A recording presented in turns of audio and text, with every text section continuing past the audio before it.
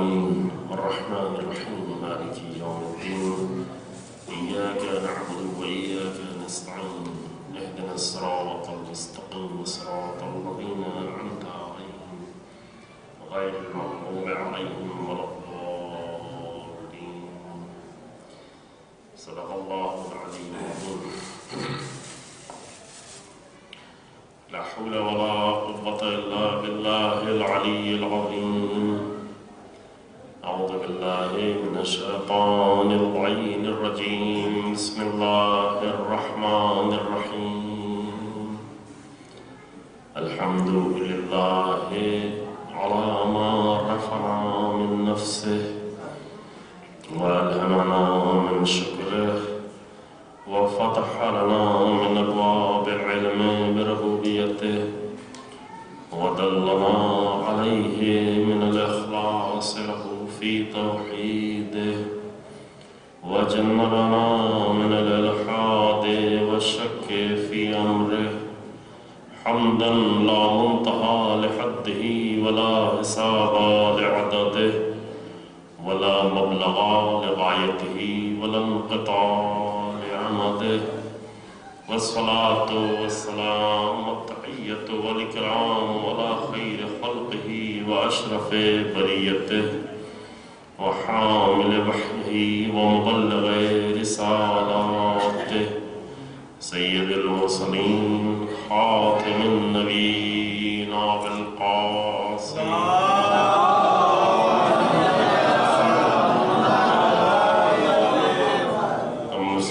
والسلام على أهل بيته الطيبين المطهرين المعصومين المنتجبين الذين أذهب الله عنهم الرجس وطهرهم تطهيرا.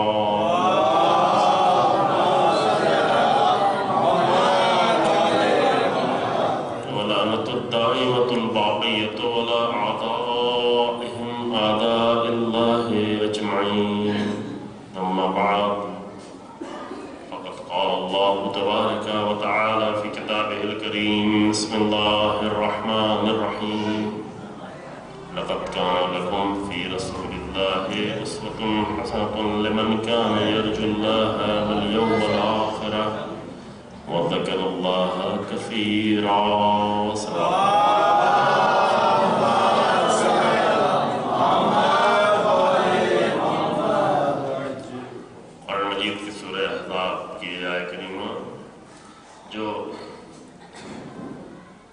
جس میں پیغمبر اکرم صلی اللہ علیہ وآلہ وسلم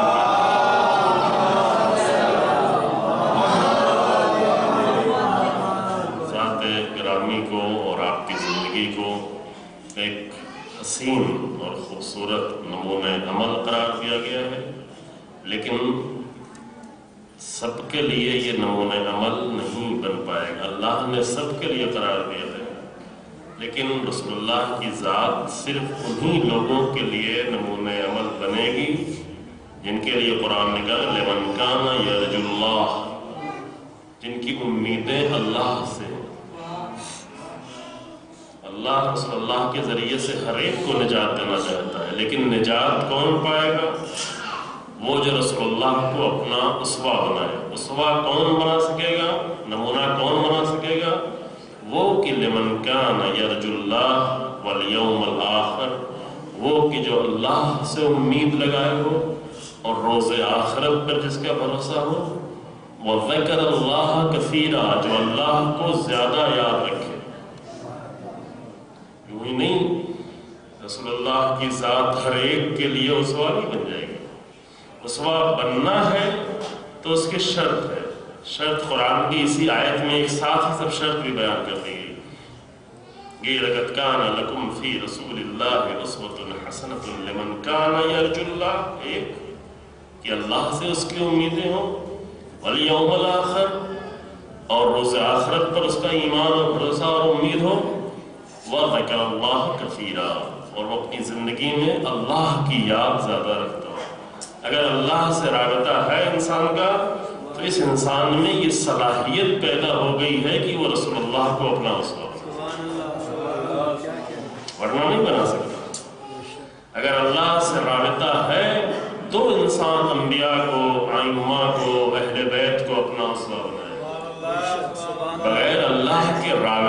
اسوا ممکن نہیں، قرآن واضح طور پہ کہہ رہا ہے۔ اسوا کیوں بنائیں؟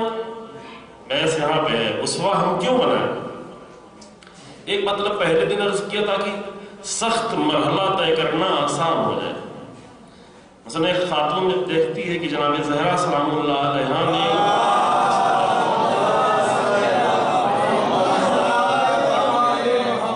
اپنی اس مختصر زندگی میں اتنی سخت زندگی اور اتنے سخت مرحلے طے کیے کہ بشریت کے لیے اسوا بن گئی، تو اس کے لیے جو ہماری زندگیوں میں آسان نمونے آتے ہیں اسے طے کرنا آسان ہو جاتا ہے۔ جب ہمارے سامنے کربلا والوں کا اسوا سامنے آتا ہے، اتنے عظیم اسوے، اتنی سخت منزلیں طے کرنے والے، تو ہمیں جو کچھ طے کرنا پڑتا ہے وہ آسان ہوتا چلا جاتا ہے، جو ہمارے سامنے تو اتنی سختی نہیں آئی۔ اور یہ پہلے آپ کی خدمت میں عرض کر چکے ہیں کہ حق کا راستہ بہرحال سخت ہوا کرتا ہے، بلندیوں کا راستہ سخت ہوا کرتا ہے، عزت کا راستہ سخت ہوا کرتا ہے، ذلت کا راستہ آسان ہوا کرتا ہے۔ امام نے کہا کہ دو چیزوں کے درمیان میں ہے، ایک تلوار ہے، دوسرے ذلت۔ ذلت کا راستہ اتنا تک خاموشی سے گھر میں بیٹھ جائیں۔ خاموشی سے بیٹھ جانے کا نتیجہ یہ تھا کہ اسلام بھی رسوا ہو جاتا، انبیاء کی محنتیں بھی رسوا ہو جاتی، چونکہ ذلت کا راستہ ہمیشہ آسان ہوا کرتا ہے۔ یہی سکوت، یہی خاموشی، یہی کچھ نہ کرنا، یہی ذلت ہے، آسان ہے۔ کوئی نہ پڑھ رہا ہو تو یہ ذلت ہے، محنت کر رہا ہو تو سخت ہے۔ عزت کا راستہ ہمیشہ، حسین ابن علی سلام اللہ علیہ نے عزت کا راستہ طے کیا، عزت کا راستہ طے کرنے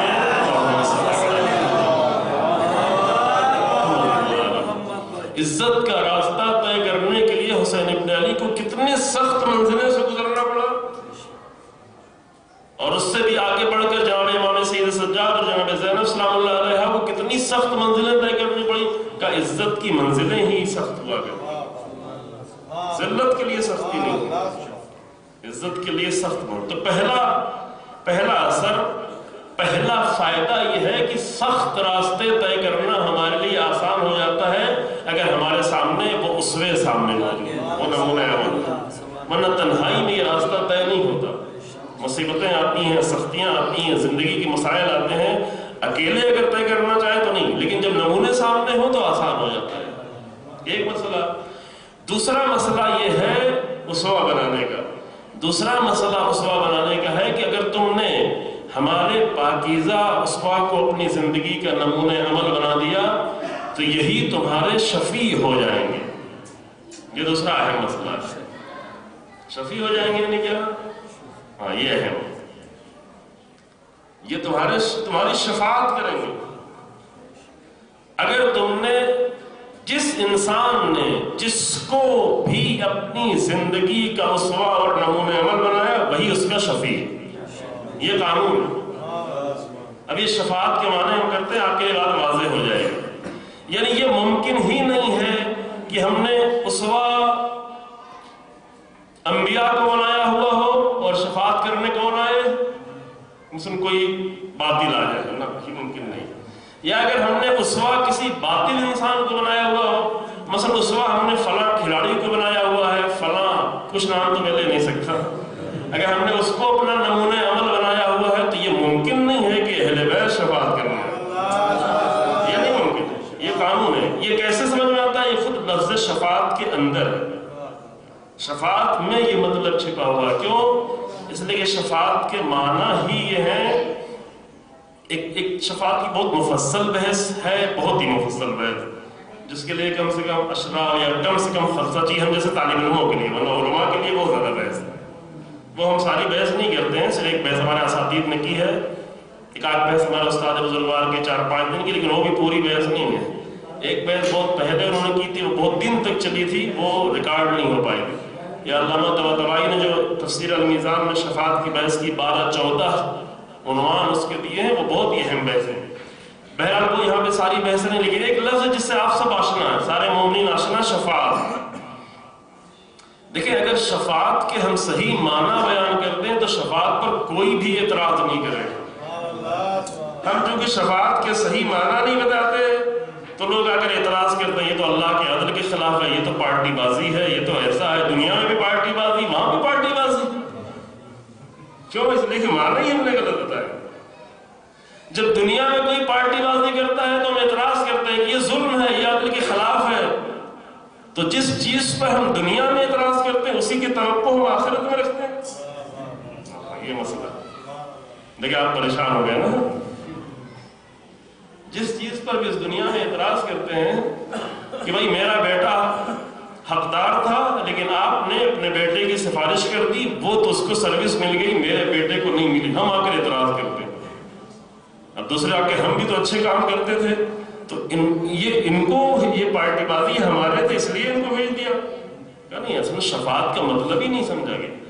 شفاعت کی اصل میں شفاعت کے لفظ کی وضاحت کرتا ہوں ایک دو مطلب سے، اس کے بعد جو ہے پوری بحث انشاءاللہ آپ ڈھونڈیں، ہمارے اساتذہ ہیں، بزرگان ہیں، انشاءاللہ کبھی توفیق ہو تو آپ کے سامنے تھوڑا آسان طریقے سے بعد میں اور تفصیل سے بیان کریں. شفاعت کے اصل معنی، بہت توجہ کریں، شفاعت کے اصل معنی ہوتا ہے ایک تنہا انسان کا کسی کے ساتھ ہو جانا. جوڑا بھی، جب جوڑا لفظ بولا جاتا ہے تو فوراً ذہن جاتا ہے کدھر؟ شادی کی طرف. شادی کبھی کبھی لوگوں کی شادی بھی ہو جاتی ہے لیکن فاصلہ اتنا، دوری ذہنی اور عمل اور روش زندگی اور طریقہ زندگی کی دوری اتنی زیادہ ہوتی ہے کہ وہ اسی زندگی میں آرزو کرتے ہیں کہ مرنے کے بعد تمہارے ساتھ نہیں رہوں گا. کبھی بیوی آرزو کرتی ہے کہ چلو یہ زندگی تو گزار لیں گے لیکن مرنے کے بعد نہیں. اور کبھی شوہر آرزو کرتا ہے کہ کسی طرح یہ زندگی گزرے، اس سے نجات ملے زندگی. تو وہ جوڑا ہے، مراد نہیں ہے. جو ایک لمبی بحث ہے، قرآنی بحث ہے، قرآن میں تفصیل سے بحث کی کہ اللہ نے ہر چیز کو زوجین کی شکل میں خلق کیا، یعنی اس کائنات کی عظیم کائنات سے لے کر کے الیکٹران اور پروٹران کی حد تک سب زوجین کی حالت میں اللہ نے پیدا کیا ہے. لیکن وہ بحث نہیں ہے یہاں پر. جوڑا یعنی کیا؟ شفاعت کے مقابلے میں جو لفظ ہے، شفاعت کا لفظ بنا ہوا ہے شفع سے، شین فے عین. ٹھیک، جو عربی میں یہ پہلے ہم بات کر چکے، عربی میں ہر لفظ کا ایک روٹ ورڈ ہوتا ہے، اس سے کئی سو لفظ بنتے ہیں ایک ہی لفظ سے. اور عام طور سے زیادہ تر یہ جو روٹ لفظ ہوتا ہے، روٹ والا، وہ اس کا 3 ہوتا ہے.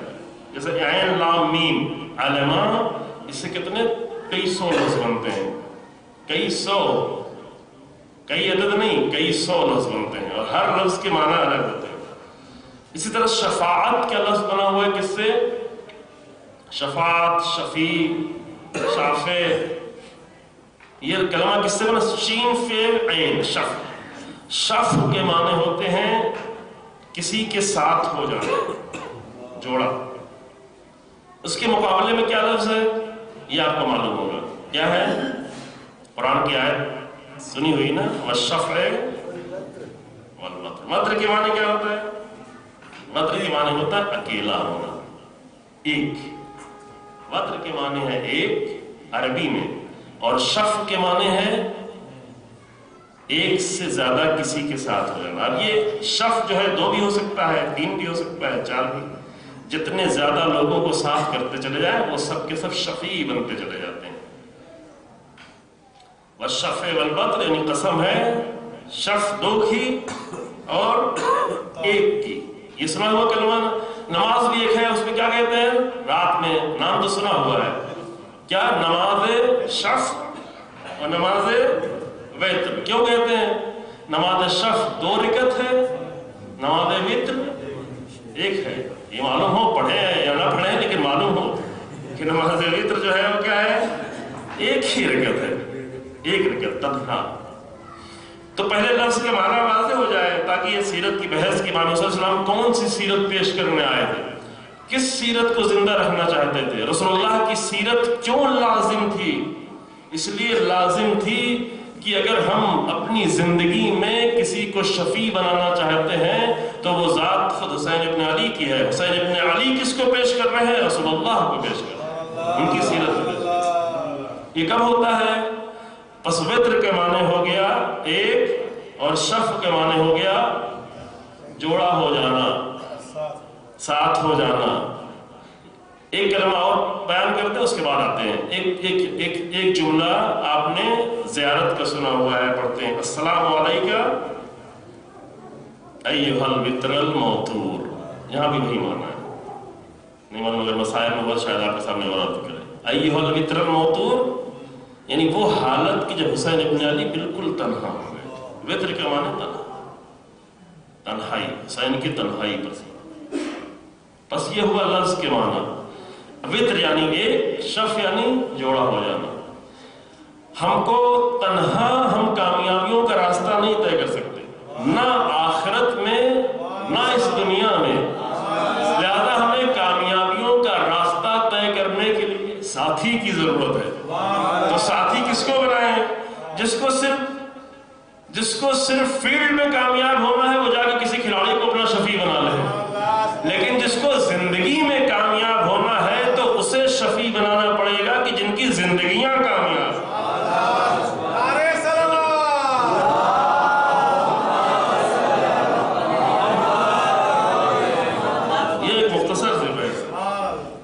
شفیع بنانا یہ جو ہمارے ذہنوں میں ہے کہ ہم آخرت میں جائیں گے، وہاں کھڑے ہوں گے، مشکل ہوگی، ہر طرف مشکلات کے درمیان میں کوئی آگے کہے گا آؤ میں تمہاری شفاعت کرتا ہوں. یوں نہیں ہے. شفاعت آخرت سے نہیں شروع ہوگی، شفاعت ابھی سے ہے. یعنی ابھی زندگی میں جس کو اپنا ساتھی بنا لیا ہے، جس کو ابھی سے جس کی شفاعت شروع ہو گئی، آخرت میں بھی وہ شفیع ہے. شفیع کا مطلب پارٹی بازی نہیں ہے، شفیع کا مطلب ہے زندگی میں ساتھ ہونا. تو جس کو اس دنیا میں اپنے ساتھ بنا لیا وہ آخرت میں بھی ساتھ نہیں چھوڑے گا. یہ بہت ہی واضح طور پر ذکر ہے، ورنہ تفصیلی بحث میں یہاں پہ ابھی نہیں جانا. پس شفیع کیا ہوا؟ شفیع کا سلسلہ آخرت سے نہیں شروع ہوتا. اب چونکہ آخرت میں ہمیں زیادہ ضرورت محسوس ہوگی، ابھی تو ہمیں ضرورت ہی نہیں لگ رہی ہے. ابھی ہم اپنی ضرورتوں کو کسی اور کے ذریعے سے پورا کریں. کس کو ساتھی بنایا، کس کے ساتھ رہے، کس کی زندگی، کس کو دوست بنایا، کس کو دوست. قرآن کہتا ہے کہ یا ویلتا لیتنی لم اتخذ فلانا خلیلا، اے کاش کی فلاں کو میں نے اپنا دوست نہ بنایا. کیوں؟ کیونکہ جس کو یہاں دوست بنایا وہی آئے گا وہاں پر. یعنی جس کے ساتھ یہاں پہ رہے، جس کا طریقہ زندگی اپنایا، جس کی زندگی سے متاثر ہوئے، جس کے انداز زندگی سے متاثر ہوئے، جس کے انداز زندگی کو اپنی زندگی میں لانا شروع کیا، وہ یہاں پر شفیع ہو گیا. یعنی ہم اکیلے تھے، ہماری زندگی اس کی زندگی کے ساتھ جڑ گئی. سیرت کی ساری بحثیں اس لیے کی جاتی ہیں تاکہ ہم نجس اور گندے لوگوں سے نجات پا کر پاکیزہ لوگوں کو اپنا زندگی کا ساتھی بنا دیں.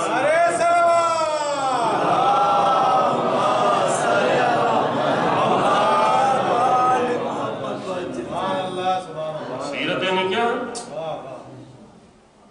کہا کہ رسول اللہ کی سیرت تمہارے لیے اسوہ. کیوں اسوہ ہے؟ تاکہ یہ تو نہیں کہ رسول اللہ معاذ اللہ 1400 سال پہلے رسول اللہ انتقال کر گئے اب ختم. کہا نہیں، رسول اللہ آج بھی زندہ ہے. رسول اللہ اپنے جسم کے ساتھ ہمارے ساتھ نہیں آئیں گے رسول اللہ، لیکن رسول اللہ کا عمل، رسول اللہ کا کردار، رسول اللہ کا طریقہ زندگی، رسول اللہ کا انداز زندگی، رسول اللہ کا اسوہ، یہ سب کچھ باقی ہے تاکہ ہماری زندگی کا سہارا بن جائے. اہل بیت ہمارے درمیان میں نہیں ہے، لیکن اہل بیت ختم نہیں ہو گئے، ختم نہیں ہو گئے. جو ختم ہو جاتے ہیں ان کو سلام نہیں کیا جاتا. بعض لوگ کہتے ہیں کیوں سلام کرتے ہیں؟ ہم کیوں، ہمارا سلام کیا، اللہ سلام کر رہا ہے. اللہ کہتا ہے سلام علی نوح فی العالمین، نوح پر سلام ہو، سلام علی ابراہیم، ابراہیم پر سلام ہو، سلام علی موسیٰ و ہارون، موسیٰ و ہارون پر سلام ہو، سلام علی آل عمران. اتنے سلام جو اللہ نے بھیجے، کیوں؟ اس لیے کہ یہ وہ ہیں جو کبھی ختم ہونے والے نہیں ہیں، سلامت ہیں. سلام یعنی کیا؟ یعنی جو سالم ہے، جو محفوظ ہے، جو ہے. جناب نوح کا جسم لوگوں کے درمیان میں 8,500 سال پہلے تھا، لیکن نوح آج بھی ہیں. قرآن کہتا ہے سلام علی نوح فی العالمین، یعنی نوح ہیں. کیوں؟ اس لیے کہ نوح کا کردار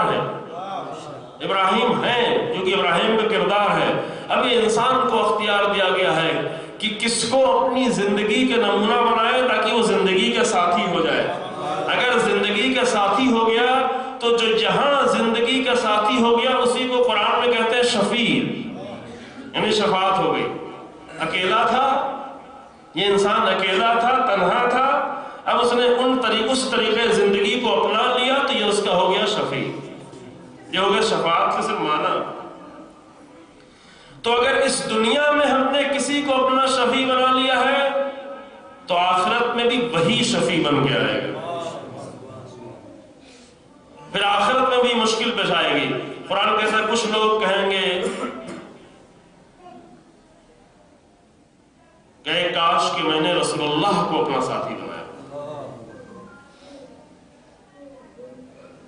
اتخذت مع الرسول سبیلا، کاش کہ میرا سبیل، میرا راستہ، میری زندگی، میرا طریقہ زندگی مع الرسول، مع الرسول یعنی رسول اللہ کے ساتھ ہوتا۔ رسول اللہ کے ساتھ ہوتا یعنی کیا؟ رسول اللہ کے ساتھ ہو گیا تو ادھر اوپر تمام انبیاء کے ساتھ بھی ہو گیا۔ رسول اللہ شفیع بن گئے تو اوپر کے سارے انبیاء شفیع بنتے چلے گئے، کیونکہ رسول اللہ کا طریقہ زندگی تمام انبیاء کا طریقہ زندگی ہے۔ پھر رسول اللہ جب شفیع بن گئے تو نیچے کے تمام اہل بیت اور ائمہ بھی شفیع ہوتے چلے گئے، چونکہ اہل بیت کا طریقہ زندگی رسول اللہ کا طریقہ زندگی۔ اگر اس طریقہ زندگی کو اپنا لیا تو سب کے سب شفیع ہیں۔ اگر اس دنیا میں شفیع ہو گئے تو آخرت میں بھی وہ شفیع، یہ ہو گئے شفاعت کے معنی۔ یہ ذہن میں یاد رکھیے، جب ہم کلمہ استعمال کرتے ہیں شفاعت ہو جائے گی، ہاں حتماً شفاعت ہوگی، لیکن اگر ہم نے شفاعت کے صحیح معنی، مثلا اگر نماز کو بنایا ہوا تو نماز بھی شفاعت کرنے آئے گی، اگر والدین ہیں تو والدین، اگر علماء کے لیے بھی روایت میں علماء بھی شفاعت کریں گے، لیکن کون سے؟ اگر الہی علماء ہوں، ان کے ساتھ زندگی گزاری، ان کا طریقہ زندگی لیا تو وہ بھی شفاعت، چونکہ پورا شفاعت کا نظام، شفاعت کا پورا سسٹم ہی یہی ہے کہ جس طریقے زندگی پر انسان جیتا رہا وہی اس کے شفیع ہوں گے۔ اور اسی مطلب کہ ہم روزانہ دعا کرتے ہیں۔ شاید انسان کی زندگی میں سب سے زیادہ جو دعا ہے وہ یہ ہے کہ ہم کن لوگوں کے ساتھ رہیں، کس کو شفیع بنائیں۔ اسی دنیا کی، آخرت کی بات نہیں ہے، اس دنیا میں بنا لیں گے تبھی آخرت میں بن پائیں گے، یقین رہے، جو کہ رسول اللہ فرماتے ہیں دنیا مضرات الاخرہ، آخرت میں جو کچھ ہے وہی دنیا میں آئے گا۔ یہ نہیں کہ یہاں پہ ذلیل رہیں گے تو وہاں پہ عزت مل جائے گی، نا، اگر دنیا میں عزت دار رہے تبھی آخرت میں عزت ملے گی۔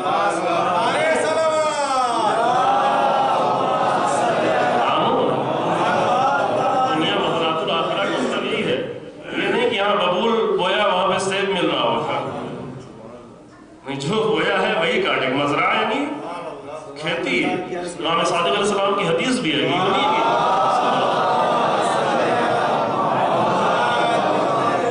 جو بوتا ہے انسان وہی کاٹتا ہے،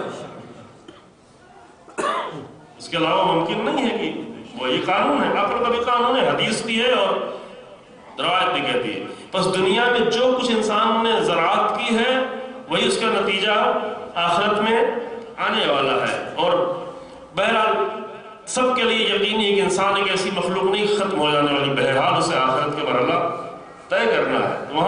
وہاں پہ اکیلا ہوگا انسان، ڈھونڈ رہا ہوگا، تو لوگ خود ہی آئیں گے، نہیں ہم تو تمہارے ساتھی تھے، توجہ کریں، لوگ خود ہی آئیں گے۔ مثلا شیطان بھاگا بھاگا آئے گا کہ ہاں ساتھ میں تھے، کہے کاش کہ میں نے تجھے ساتھی نہ بنایا۔ یہ قرآن کی ہے، یا ویلتا لیتنی لم اتخذ فلانا خلیلا، اے کاش کہ میں نے فلاں کو ساتھی نہ بنایا ہوتا، اے کاش کہ میں نے فلاں کو، کیونکہ چونکہ اس کو میں نے دنیا میں اپنا ساتھی بنایا تھا زندگی کا تو آخرت میں بھی وہ آ گیا، وہی آخرت میں آئے گا۔ اسی کی سب سے زیادہ دعا کرتے ہیں۔ ایک دعا آپ خود بتائیں، پوری زندگی میں سب سے زیادہ دعا آپ کیا کرتے ہیں؟ سب سے زیادہ ایک دیکھیں، کچھ دعائیں جو آپ کے اختیار میں، انسان جس کو مال چاہیے مال کی دعا کرتا ہے، جس کو رزق کی، لیکن ایک دعا ہے جو ایک ہی دعا ہے جو واجب ہے کرنا۔ باقی اتنی دعائیں ہیں، ہوتی دعائیں ہیں لیکن سب باقی سے مستحب ہے، لیکن ایک دعا ہے واجب۔ پورے صحیفے سجادیہ ہے، پورے ائمہ کی دعائیں ہیں، یہ دعائیں کمائل واجب ہے، دعائیں کمائل واجب نہیں ہے، توفیق ہوتی ہے انسان پڑھ لیتا ہے، بہت ہی حسن ہے، بہت ہی جمال ہے، بہت ہی خوبصورتی۔ شب جمعہ تھی آج. میں بیچ میں ایک بریکٹ میں چھوٹا سا واقعہ نہ کروں. کچھ دن پہلے کتاب پڑھ رہا تھا. ایک خاتون، ایک لڑکی ایران سے گئی فرانس پڑھنے کے لیے، وہ بھی آرٹ کے میدان میں. تو وہاں پر اس نے اپنے ساتھ مفاتیح الجنان لے کے گئی ہوئی تھی. فرانس میں، پیرس میں اپنے ساتھ مفاتیح الجنان لے کے گئی تھی. ایک، اب وہ صحیح میرے ذہن میں یاد نہیں، تونس کا تھا یا فلسطین کا، ایک اہل سنت، وہ دیکھتا تھا یہ مفاتیح الجنان میں پڑھتی رہتی ہے. کچھ بات ہوئی، اس نے دعائے کمیر سے آشنا کیا. نہیں جانتے لوگ دعائے کمیر کیا ہے، ہم بھی آشنا نہیں ہیں، لوگ بھی آشنا نہیں ہیں. وہ فطرت کی آواز، انسان اپنی فطرت کی آواز سننا ہی بھول گیا ہے. ہماری فطرت کیا کہہ رہی ہے، ہماری فطرت کیا چاہتی ہے. ہماری فطرت بندگی چاہتی ہے، ہماری فطرت عشق چاہتی ہے، ہماری فطرت اس پروردگار کے عشق چاہتی ہے جو ہزاروں ہزاروں نعمتیں ہر لمحے ہمیں دے رہا ہے. یہ ہماری فطرت چاہتی ہے. لیکن چونکہ اس سے ہم دور ہو گئے ہیں، لہٰذا فطرت کی آواز سنی نہیں پاتے. اس خاتون نے اسے یہ کتاب دے دی، مانگ کے لے گیا کہ یہ دعائے کمیر ہے. تھوڑی دور بعد جا کے دروازہ کھٹکھٹایا، کتاب لے کے آئے، دیکھا دعائے کمیر پڑھ رہا ہے، روتا جا رہا ہے، تڑپتا جا رہا ہے کہ اس کو اسی حالت میں چھوڑ کے چلی جائے. پہلی مرتبہ آشنا ہوا، اور البتہ واقعات بہت زیادہ. پہلی مرتبہ عربی نہیں جانتا تھا، مطلب بھی اس کا سمجھ رہا ہے، رو رہا ہے، بلک رہا ہے. کیوں؟ اس لیے ان کلمات سے آشنا ہوا کہ پروردگار کی بارگاہ میں کس طرح حاضر ہوا ہے، کس طرح. تو کہا کہ انسان آ جائے گا، خود بخود ساتھی بن کر آ جائے گا. کہا کہ تم میرے ساتھی کیوں؟ کہا کہ زندگی میں تو ساتھ تھے، آپ مجھے چھوڑ کے کہاں جا رہے ہیں. یہ دعا کیا کرتے ہیں؟ ساری دعاؤں میں ایک ہی دعا ہے جو واجب طور پہ کرتے ہیں، وہ کیا ہے بتائیں؟ ایک دعا واجب، باقی ساری دعائیں مستحب، لیکن ایک دعا واجب ہے. وہ یہ ہے کہ اہدنا الصراط المستقیم. یہ واجب ہے، اس کو نہیں چھوڑ سکتے، کوئی بھی اسے نہیں چھوڑ سکتا. اور اتنا زیادہ اہتمام کیا گیا کہ دن بھر میں 10 بار 20 بار کچھ بھی کرے سورہ فاتحہ پڑھ لیں، کچھ بھی کرے سورہ فاتحہ، پہلے سارے سورہ فاتحہ پڑھ لیں، بعد میں سورہ فاتحہ پڑھ لیں. بھائی ابھی نماز میں اتنی مرتبہ پڑھ چکے ہیں، پھر بھی سورہ فاتحہ پڑھ لیں. میں صبح کی نماز میں 2 بار پڑھ چکے، کہا نہیں ظہر کی پڑھنا ہے، پھر بھی 2 بار واجب پڑھ. بیچ میں نماز مستحب پڑھی، نماز تو مستحب تھی لیکن سورہ فاتحہ یہ واجب ہے. کوئی یہ نہیں کہہ سکتا کہ مستحب نماز ہے تو چلو کوئی سورہ پڑھ لیتے ہیں. کہ باقی بعد میں کوئی بھی سورہ پڑھو لیکن سورہ فاتحہ پڑھنا واجب ہے، یہ واجب ہے. سورہ فاتحہ میں کچھ اور بھی باتیں ہیں معرفت کی، لیکن ایک دعا ہے، بس زندگی میں ایک ہی دعا ہے جو واجب ہے پڑھنا. باقی ساری دعائیں بہت اہم ہیں لیکن کسی کو واجب نہیں قرار دیا گیا. قرآن میں بھی سینکڑوں دعائیں ہیں، 20 دعائیں جسے ربنا ربنا ربنا کہہ گئے، لیکن کہا واجب نہیں کہا، جب دل چاہے جب جیسے پڑھو، جتنا اچھا ہے پڑھو. لیکن ایک دعا کو واجب کہا کہ نہیں، سے پڑھنا ہی پڑھنا ہے، جتنا زیادہ پڑھے اتنا ہی بہتر. مومن کی نشانیوں میں سے کہا گیا، امام حسن عسکری علیہ السلام نے فرمایا مومن کی نشانیوں میں سے کہ نماز زیادہ پڑھ رہا ہو. 51 رکعت نماز کا ذکر ہے، اس میں سے جتنا پڑھ سکے. واجب نہیں کیا اللہ نے، واجب سے 17 رکعت کہا ہے، لیکن ہے کتنی؟ واجب و مستحب ملا کے 51 رکعت ہے. اور ایک علامت میں سے یہ مثلا اگر کسی نے ایک دن میں 51 رکعت نماز پڑھی تو کتنی مرتبہ اس نے کہا الحمدللہ اہدنا الصراط المستقیم؟ 51 بار 6 بار ہٹا دیں. ظہر و عصر و عشاء کی 2 رکعتوں سے اور مغرب کی آخری 1 رکعت سے 7 مرتبہ ہٹا دیں. باقی کتنا بچا؟ 7 مرتبہ نکالنے کے بعد یعنی 44 مرتبہ اگر کوئی پڑھ رہا ہے. اس نے کہا 44 بار کا اہدنا الصراط المستقیم، اہدنا الصراط المستقیم. پھر کوئی فاتحہ ہو گیا، پھر کہا اہدنا الصراط المستقیم. نماز کے بعد پھر کہا اہدنا الصراط المستقیم. مجلس آئے گا اہدنا الصراط المستقیم. ہر بہانے پہ یہ اہدنا الصراط المستقیم ہے کیا؟ یہ کیوں اتنا واجب بار بار کہلوایا جا رہا ہے؟ کہا یہ سب کچھ یہ ہے کہ اس میں یہ مانگا جا رہا ہے کہ صراط الذین انعمت علیہم، ہماری زندگی ان کی زندگی سے جڑ جائے جن کے اوپر تو نعمت نازل کی.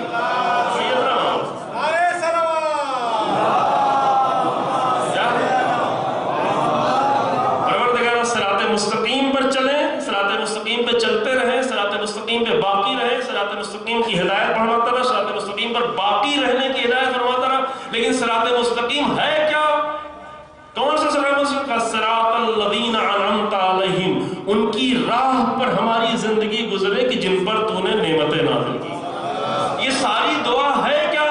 ساری دعا صرف ایک مطلب ہے، پروردگارہ ہماری زندگی کے شفیع وہ لوگ بنے کہ جو صاحبان نعمت ہیں. شفاعت کس کے ساتھ ہو؟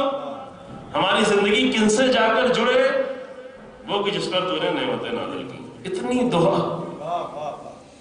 جو کہ خطرہ ہے، اتنا بار بار کیوں کرایا جائے؟ کم سے کم 10 بار تو واجب ہے نا. 10 بار تو دن بھر میں واجب ہے. اب کوئی کہے کہ نہیں واجب نماز ہی نہیں پڑھتے تو یہ نہیں چلے گی. واجب نماز اگر فرصت ہوئی بھی میں ایک آیت آپ کے سامنے پڑھیں گے شفاعتی کے بارے میں، نماز کی آیت.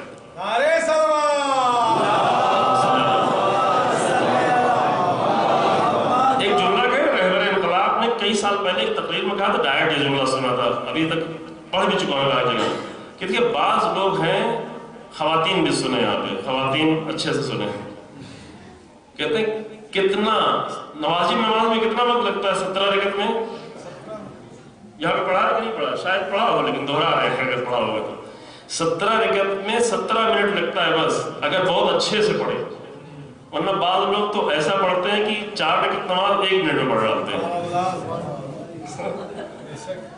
اسی لیے ہم نے سورہ حمد بلند آواز میں پڑھنا شروع کر دیا کہ اتنی جلدی نہ کریں. کہتے فاتحہ، ابھی فاتحہ کہا اللہم صلی، ابھی پڑھا کیا آپ نے؟ یہ جو ہم پڑھتے ہیں نماز بلند آواز میں، اس سے زیادہ جلدی سے ہو ہی نہیں سکتا، ہو ہی نہیں، قرآن ہی نہیں ہو پایا، وہ کچھ اور ہو جائے گا. یہ کم سے کم رفتار ہے، یعنی سکون کے ساتھ اطمینان کے ساتھ کلمات کو ادا. یہ کم سے چیز صرف لفظ ادا کرنے کے لیے ہے، ورنہ اگر معنی کی طرف توجہ کریں تو اور ٹھہر جائیں. پھر ایک الحمدللہ رب العالمین پہ ٹھہرے، نعمتوں کو شمار کریں، کتنی نعمتیں آج اللہ نے مجھے دیں، آج کن نئی نعمتوں پہ شکر کرنے جا رہے ہیں، آج کن نئی نعمتوں پہ حمد ہے. الحمدللہ پہلے بحث کیا، تکرار نہیں ہے، ریپیٹ نہیں ہے، ہر دن نئی نعمتیں ہیں، نئی نعمتوں پر نئی حمد. ہر وقت میں نئی نعمتیں ملی ہیں تو نئی نعمتوں پر نئی حمد چاہیے. یہ جو دوپہر میں کہہ رہے الحمدللہ رب العالمین، یہ وہی نہیں ہے جو صبح میں کہا تھا. صبح میں ابھی صبح تک کی نعمتوں پہ کہا تھا الحمدللہ، اب ظہر کے وقت میں صبح سے لے کر ابھی تک اتنی نعمتیں اور ملی ہیں، یہ اور ہم چاہیے اس کے لیے. یہ تکرار نہیں ہے، یہ ریپیٹ نہیں ہے، نئی حمد ہے. ہر حمد نئی حمد ہے، کیونکہ ہر حمد سے پہلے نئی نعمتیں ہیں. اگر ایک حمد کے فوراً بات کریں ہم، تب بھی نئی حمد ہے. کیوں؟ اس لیے کہ یہی جو حمد کرنے کی اللہ نے توفیق دی، یہ خود ایک اور حمد چاہیے. یہ میری اپنی بات نہیں، امام سید سجاد علیہ السلام کا.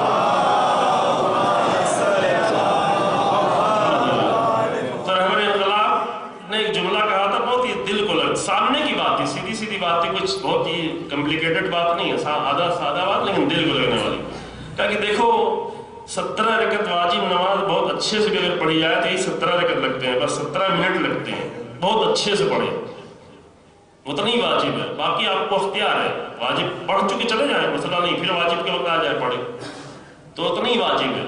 باقی مولوی آپ کو بٹھانا چاہے تو آپ کی مرضی، بیٹھے چاہے نہ بیٹھے. وہ کہا بھی کہ دیکھو جماعت کو زیادہ لمبا نہیں کرو، منع کیا ہے، جماعت کو طولانی نہیں کرو. رسول اللہ نے وصیت کی امیر المومنین کو، دیکھو نماز جا رہے ہو یمن میں، لیکن نماز جماعت جلدی نہیں، لمبی نہیں کرنا، مختصر پڑھنا، واجب پڑھنا، مستحبات زیادہ اس میں شامل نہیں کرنا. ہاں جب اکیلے پڑھ رہے ہیں تو اس میں جتنا زیادہ ممکن ہو سکے انسان مستحب پڑھے. تو رہبر انقلاب کا جملہ یہ تھا کہ دیکھو کتنا 17 منٹ انسان کا صرف ایک پروگرام کے بیچ میں ایڈورٹیزمنٹ دیکھتے ہوئے گزر جاتا ہے. خواتین اس لیے غور سے سنتے کتنا 17 منٹ کے اندر ایک ایڈورٹیزمنٹ دیکھنے میں کیا ملتا ہے انسان کو؟ کچھ ملتا ہے، وہی تکرار ہوتا ہے بار بار. اگر وہ اچھا بھی ہو تو، اگر گندا نہ ہو، اگر باطل نہ ہو، اگر صحیح بات ہو تو بھی، کتنا بھی اچھا ہو لیکن صرف ریپیٹ ہے، صرف تکرار ہے. تو کتنا 17 منٹ انسان اپنا بیکار گزار دیتا ہے صرف ایک پروگرام دیکھنے کی ایڈورٹیزمنٹ ہے. لیکن یہی انسان جو سینکڑوں 17 منٹ بیکار گزار دیتا ہے، اسے صرف 17 منٹ اللہ کی بندگی کرنے کا موقع نہیں ملتا. یہ 17 منٹ اگر بہت اچھے سے پڑھ لو یہ نہیں ملتا. لیکن 17 رکعت نماز میں کم سے کم 10 بار واجب طور پہ کہیں کہ پروردگارا یہ کیوں کہا جا رہا ہے, اتنا واجب کیوں ہے, اتنا لازم کیوں, اتنی نماز کیوں واجب قرار دی گئی. نماز واجب قرار دینے کی ایک وجہ ہے, 20 وجہوں میں سے ایک وجہ ہے کہ زندگی بھر میں ہمیشہ یہ دعا کرتے رہیں کہ پروردگار ہماری زندگی کا راستہ وہی ہو جو نعمت نازل ہونے والوں کا راستہ ہے, یعنی انبیاء کا راستہ, یعنی اہل بیت کا راستہ, یعنی رسول اللہ کا راستہ, یعنی امیر المومنین کا راستہ. یہ دعا ہے, یہ معمولی دعا نہیں ہے. یعنی کیا, یعنی ہماری زندگی کے شفیع. اب شفیع کا معنی واضح ہوا, یعنی ہم اکیلے تھے, ہماری زندگی کو شفیع چاہیے, ساتھی چاہیے. ساتھی کون بنے؟ وہ ساتھی بنے جس پر تو نے نعمتیں نازل کی ہیں. اب جب یہ دنیا میں ساتھی بن گیا تو اگر ان کو تم نے دنیا میں ساتھی بنا لیا تو وہ آخرت میں تمہیں تنہا نہیں چھوڑے.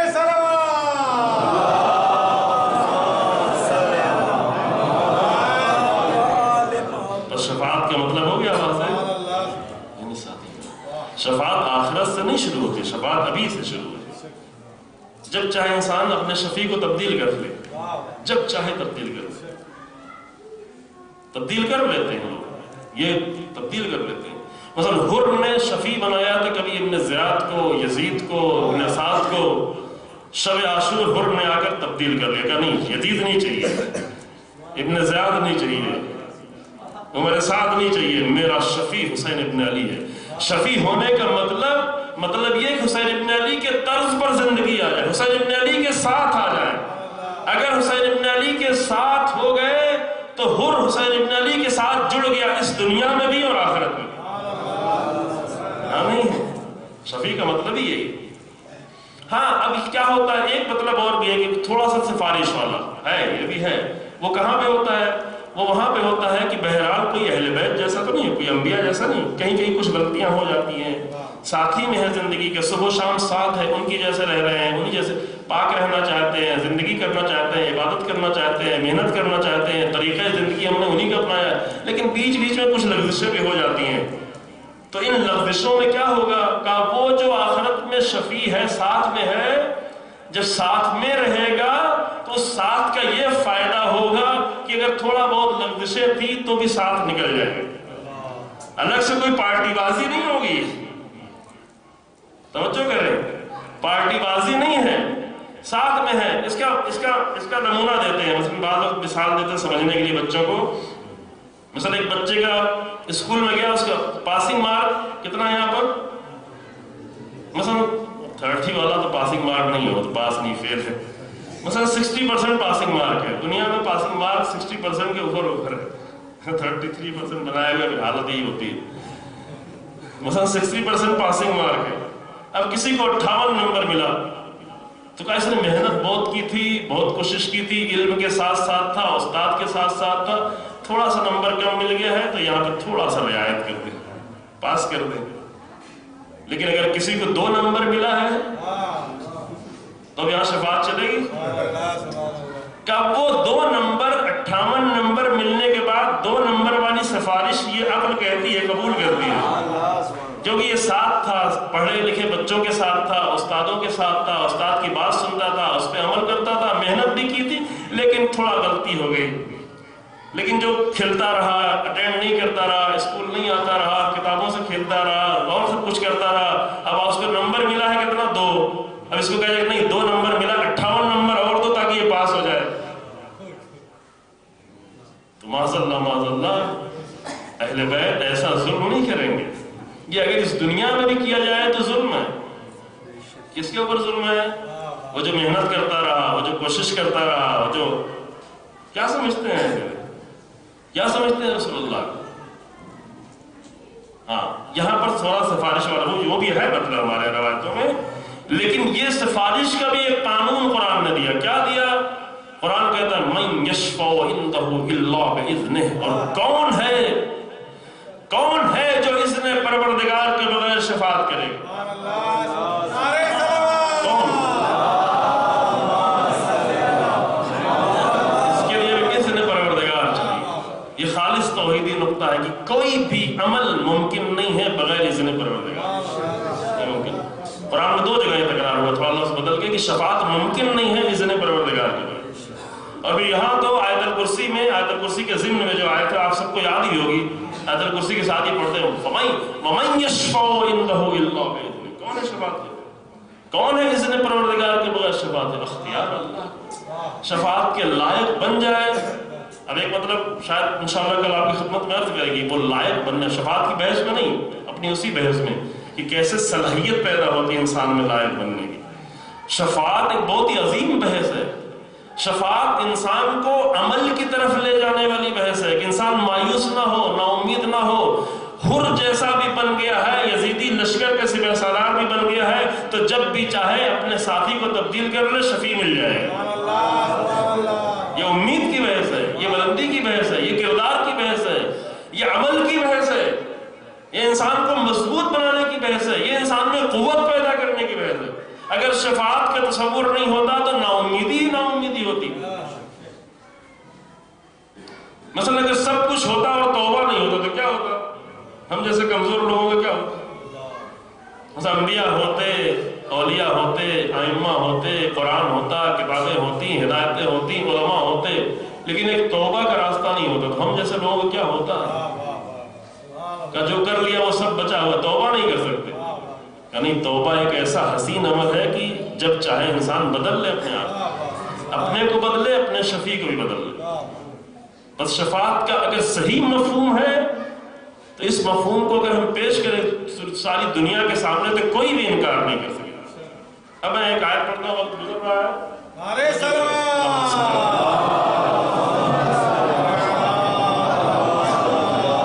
یہ قرآن کو دیکھنا بھی ایک برکت ہے۔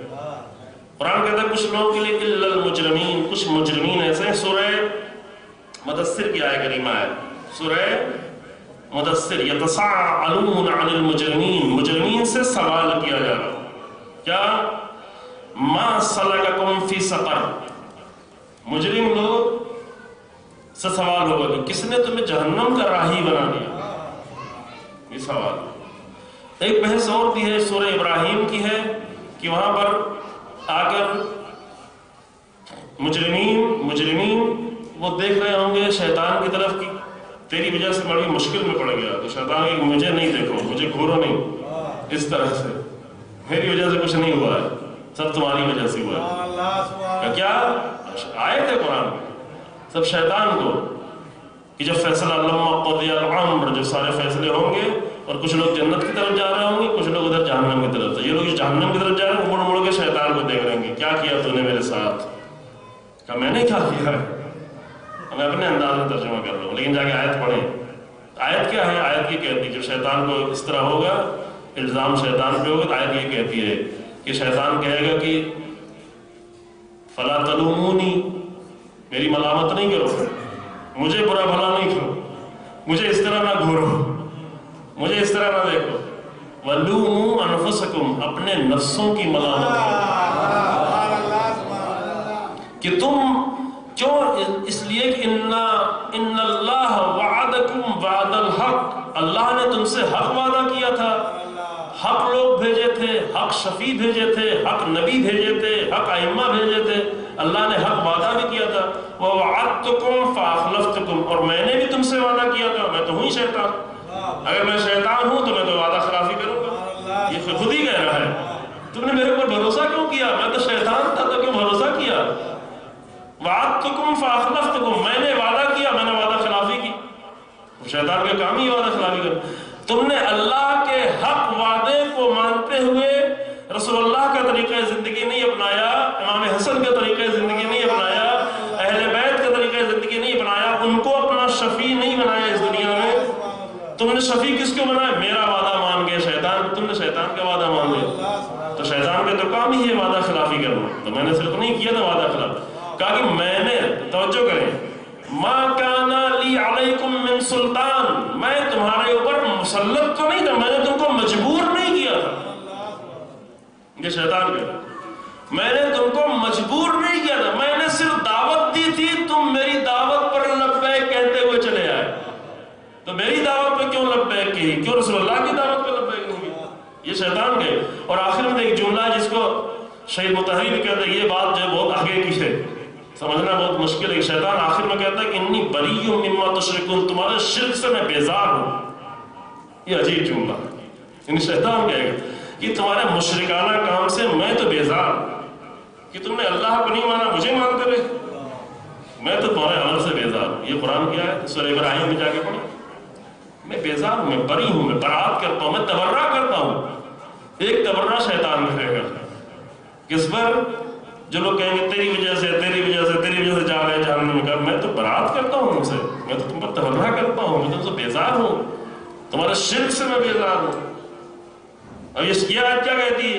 یہاں مجرمین سے جب بالکل اب چل پڑے، جہنم کی طرف چل پڑے، تو وہاں ان سے سوال کیا جائے گا کہ ما سلککم فی سقر، کس چیز نے تمہیں راہی، سلک یعنی راستہ، کس چیز نے تجھے راہی بنا دیا جہنم کا؟ جواب میں کیا کہیں گے؟ قالو، تو یہ لوگ کہیں گے لم نکو من المصلین، ہم اہل نماز میں سے نہیں تھے. پہلا جواب یہ قرآن ہے. لم نکو من المصلین، مسجدیں ہوتی رہتی تھی، جماعت ہوتی رہتی تھی، نماز ہوتی رہتی تھی، ہم بیٹھے رہتے تھے، نماز سے کوئی رابطہ نہیں.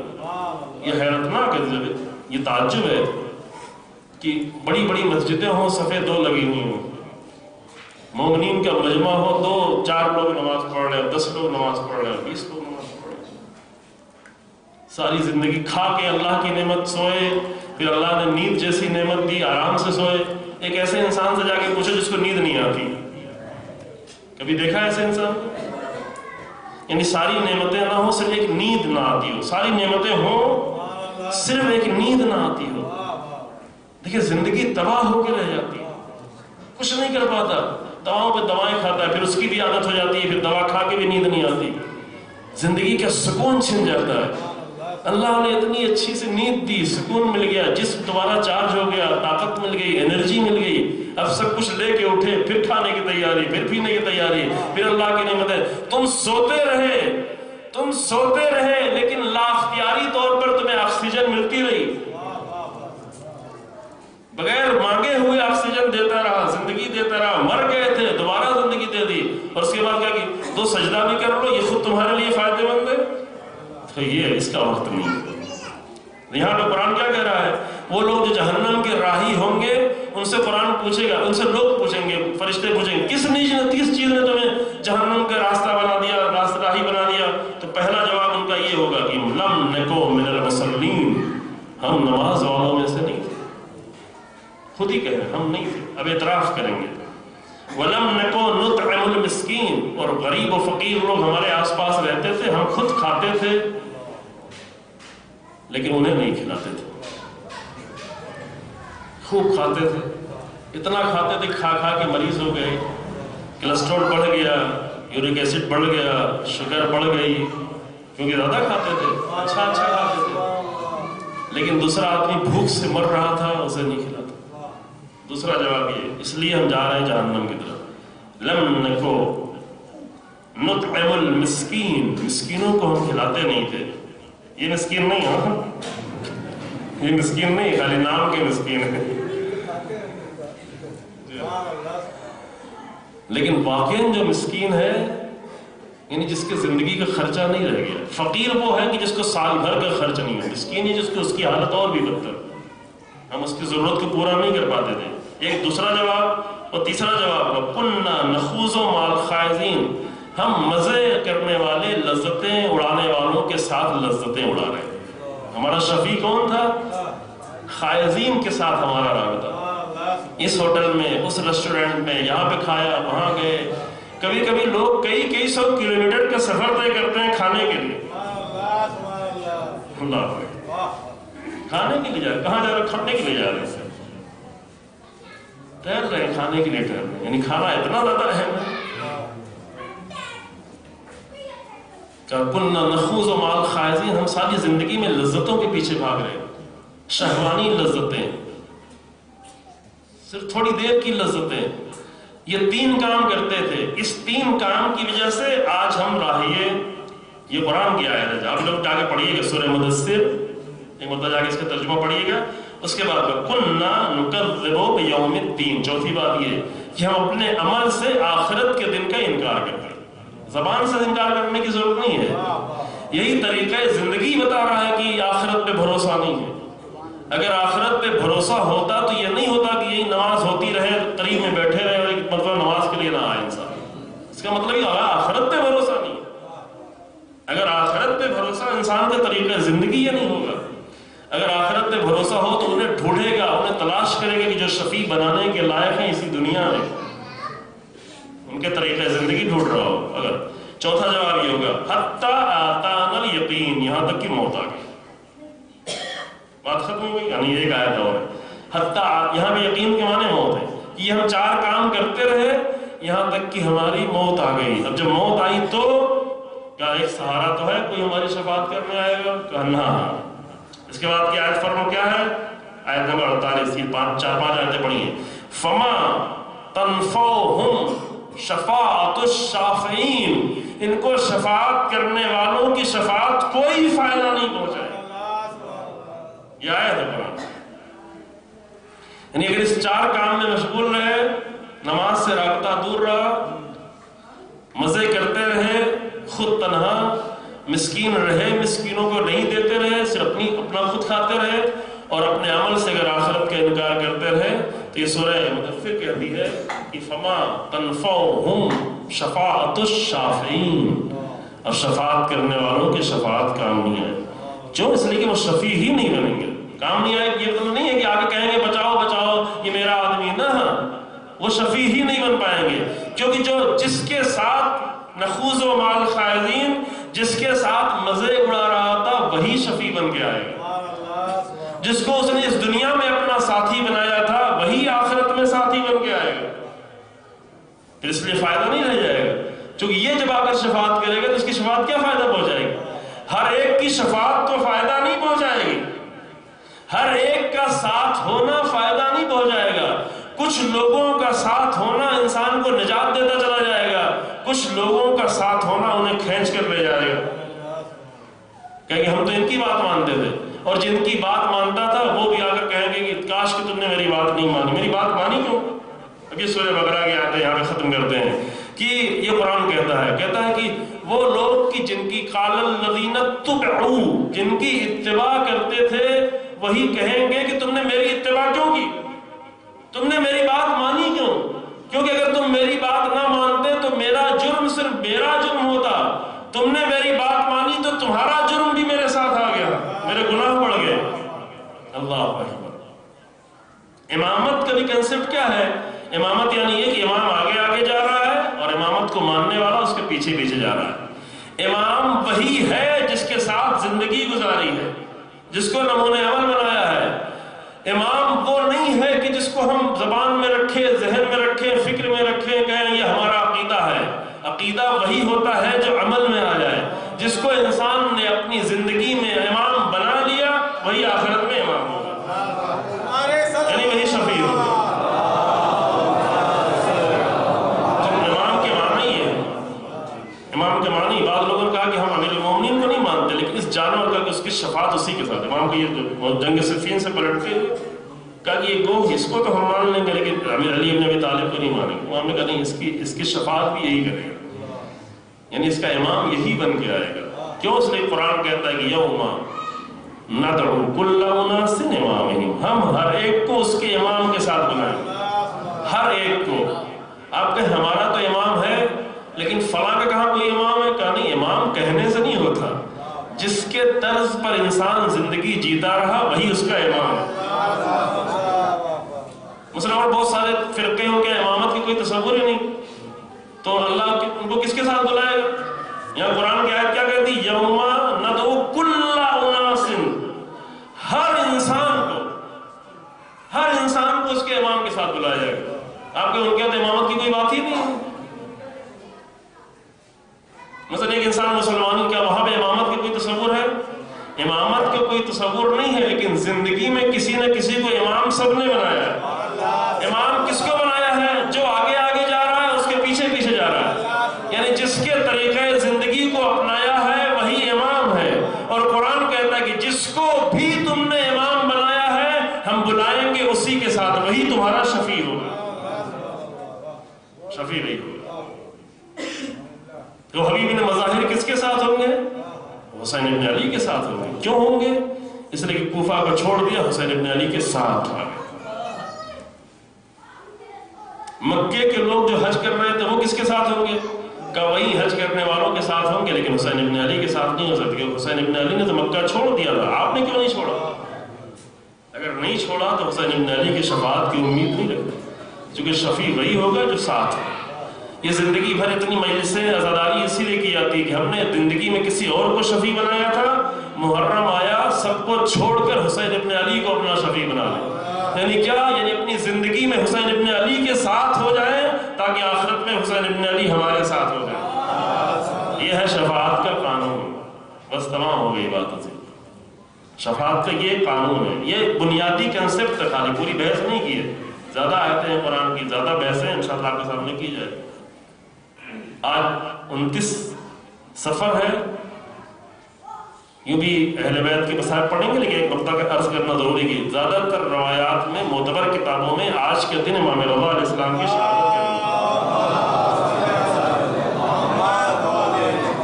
امام رضا علیہ السلام کی شہادت کا دن آج تھا، ایران وغیرہ میں آج ہی دونوں دن میں، ذیقعدہ میں بھی منایا جاتا ہے لیکن آج زیادہ اہتمام کیا جاتا ہے اور ملکوں میں۔ اور حرج نہیں ہے 2 دن منائیں، روایتیں زیادہ ہیں۔ عام طور سے آپ الارشاد دوسری معتبر کتابوں میں دیکھیں گے، اس میں یہ لکھا ہے آخر سفر میں امام کی شہادت ہوتی ہے، سفر میں شہادت ہوتی ہے۔ مامون امام رضا علیہ السلام کو اپنے دربار میں لے کے آ گیا، اپنے دربار تک لے کے آئے، جسمانی اعتبار سے قریب ہو گیا، تو کیا امام اس کے شفیع ہوں گے؟ جسم کے قریب ہونے سے شفیع نہیں ہوتے، زندگی کے قریب ہونے سے کوئی شفیع ہوتا ہے۔ مدینے سے لے آیا، زبردستی لے آیا، وہ ایک الگ بحث ہے کہ امامت کا حق کیا کیا اماموں کے ساتھ لوگوں نے، لیکن لے آیا، کہا جسم کے ساتھ ہونے سے نہیں ہوگا۔ کوئی مدینے چلا جائے، کوئی کربلا، کہا جسم تو قریب ہو گیا، کہا یہ شفیع اس وقت بنیں گے کہ تم یہاں سے کربلا تک گئے، وہاں سے ان کا کردار اپنے ساتھ لے کے آئے، اب یہ شفیع ہوتے چلے جائیں۔ اللہ اکبر۔ آخری ایام، یہ زیادہ دن نہیں بچے ایام اعزا کے، ایک مصائب آپ کی خدمت میں سخت ہے، واقعا سخت مصائب ہے کہ اہل حرم کو جو منزلیں طے کرنی پڑی ہیں، جلدی سے آ جائے، اہل حرم کو جو منزلیں طے کرنی پڑی، ایک منزل کی شہادت کی، وہ اہل بیت کے لیے سخت نہیں تھی منزل۔ اہل بیت کا غم یہ نہیں تھا کہ مجھے تلواریں ماری جائیں، مجھے نیزے مارے جائیں، میرے بچوں کو شہید کریں، یہ تو فخر تھا، یہ تو افتخار تھا۔ امام سید سجاد کہہ رہے کہ ان القتل لنا عادہ وکرامتنا الشہادہ، قتل ہونا تو ہماری عادت ہے راہ خدا میں، اور شہادت تو ہماری عزت ہے، لیکن اہل بیت کے لیے بازاروں کی طرف جانا، اونٹوں پر بے کجاوا اونٹوں پہ سوار ہو کر لوگوں کے درمیان سے گزرنا، اور وہ راستہ طے ہونا۔ ابھی 40 کے ایام گزرے ہیں، دیکھا کروڑ سے زیادہ لوگ نجف اور کوفے سے کربلا کی طرف آئے۔ نجف اور کوفہ ملا ہوا شہر نزدیک، کروڑوں کی تعداد میں لوگ نجف اور کوفے سے کربلا کی طرف آئے، لیکن کوئی پیاسا نہیں تھا، کوئی بھوکا نہیں تھا، سب کا اہتمام تھا، سب کی ضرورتیں پوری تھیں۔ تھک جاتے تھے لوگ، آ کر پیر دبا رہے ہوتے تھے، لیکن سن 61 ہجری میں جب کربلا سے کوفے کی طرف جا رہی تھی یہ بیویاں،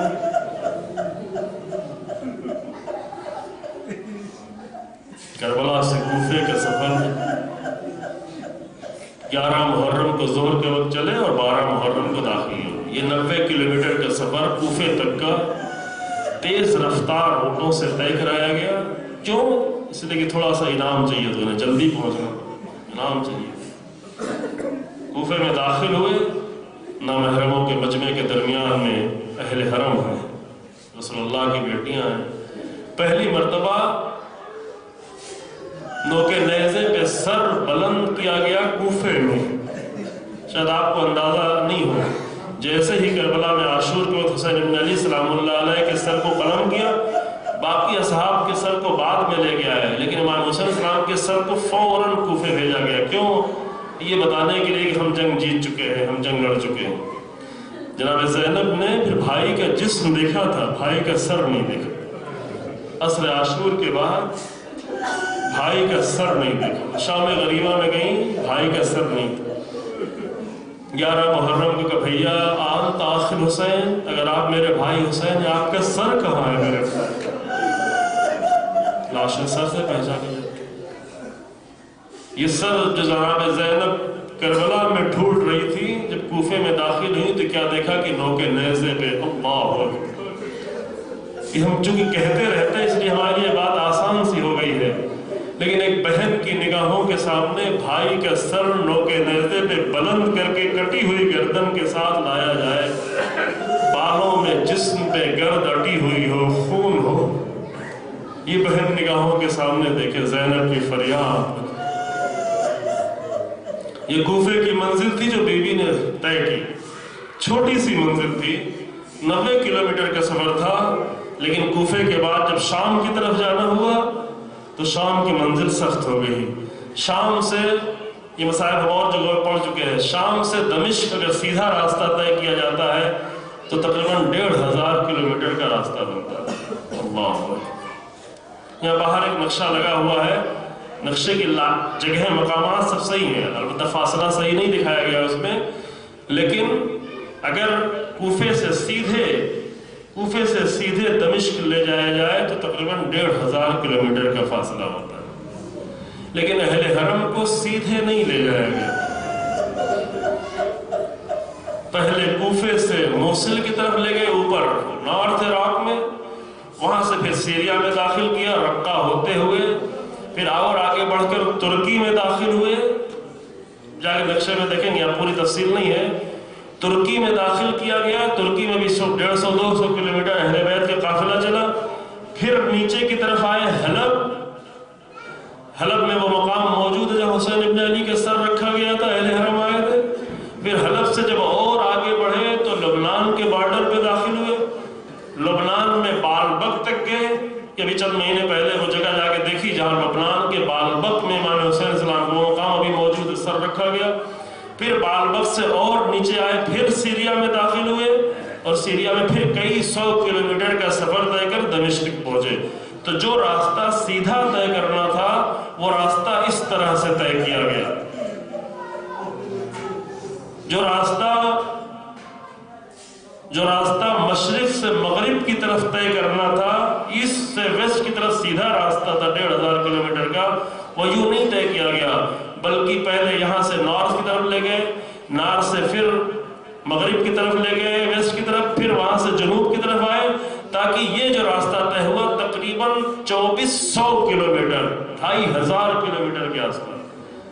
یہاں پہ ایک نقطہ اور یہ سفر اونٹوں کا تھا. 2500 کلومیٹر انسان اگر بہت اچھی گاڑی سے بھی سفر کر رہا ہو تو اسے کہا جاتا ہے تھک جاتا ہے انسان. ایئر کنڈیشن بھی سفر ہو تب بھی سفر ہوتا ہے، اس لیے نماز قصر ہو جاتی ہے. سفر میں انسان کو مشکل ہوتی ہے، پیاس کی شدت ہوتی ہے، پیاس زیادہ لگتی ہے.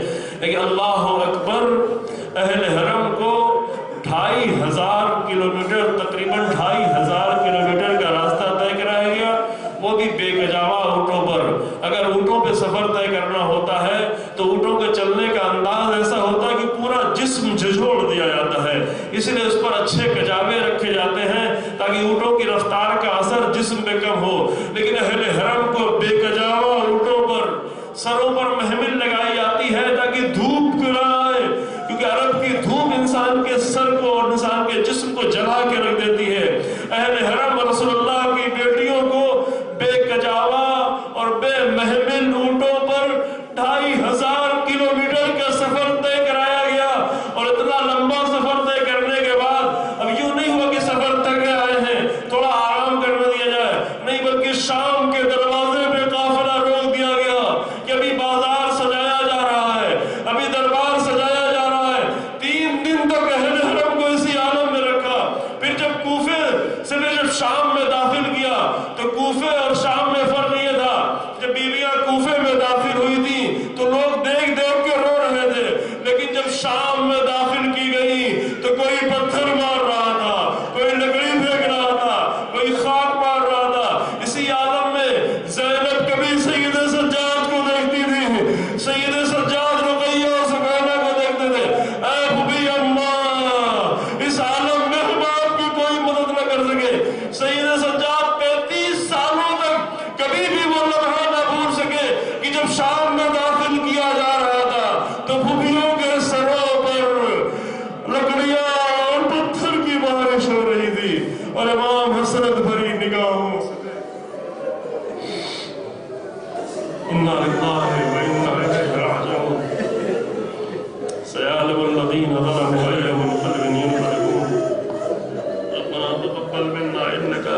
العلی العظیم بحق محمد التعلیم. پروردگار ہمارے اس مختصر سے عمل کو قبول فرماؤ. پروردگار تو اپنے پاکیزہ بندوں کو ہماری زندگی اور ہماری آخرت کے لیے شفیع قرار دے. پروردگار ہمارے ان تمام گناہوں کو معاف کر دے جو اہل بیت کی راہ پر چلنے میں رکاوٹ بن رہے ہیں. پروردگار کلمہ حق کو عزت و سربلندی عطا فرما، کلمہ باطل کو نیز سے نابود فرما، علماء حق کی حفاظت فرما، اور ہمارے انقلاب اور مراجع کرام کو تو عطا فرما. امام زمانہ کے ظہور میں تعجیل فرما اور ہمیں امام کے سچے ناصر